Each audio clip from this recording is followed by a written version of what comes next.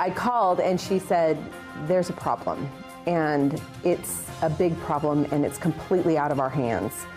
North Texans mourning a death in the family are now also facing some pretty heavy debt. Families, in fact, are out thousands of dollars right now while they're waiting for one single piece of paper from a new state computer system. And it's impacting hundreds of new people each and every day. Jason Allen is live in Fort Worth tonight with a story you'll see only on CBS 11. Jason? Yeah, Gilmore, more than 500 people a day die in Texas, and to follow their will or get access to insurance or money to pay bills, you usually need a death certificate, something that families this month have struggled to get. When Marine John Geyer died in December, it was the first time his only surviving family members had had to navigate the funeral process.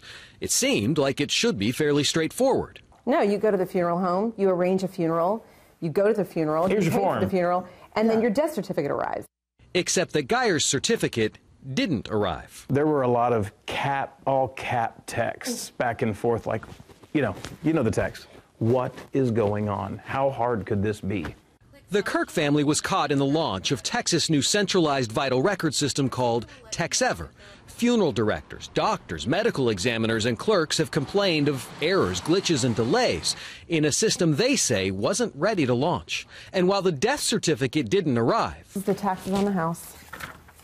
We've got medical bills, Which we paid. $1,400. the bills did. It's over $10,000 right now. Yeah, it's a lot. A state audit was critical of TxEVER before it ever launched. Auditors found the Health and Human Service Commission, quote, did not verify the qualifications and experience of vendors. Changes in the work increased estimated project costs more than $10 million, and the launch date was delayed by a year.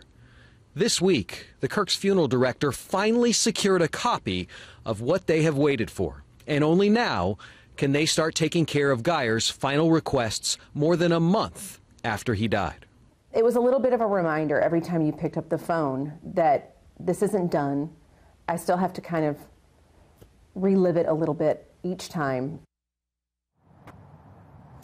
The Department of State Health Services told us tonight that it has completed 70% of the record requests that have come in this month. Now, it couldn't say exactly how long on average it's taking to complete those requests, only that it takes 29 days or so to mail out a record once everything is done. And the department pointed to staffing, which is essentially the same as it was a couple years ago, even though they're processing hundreds of thousands of additional records.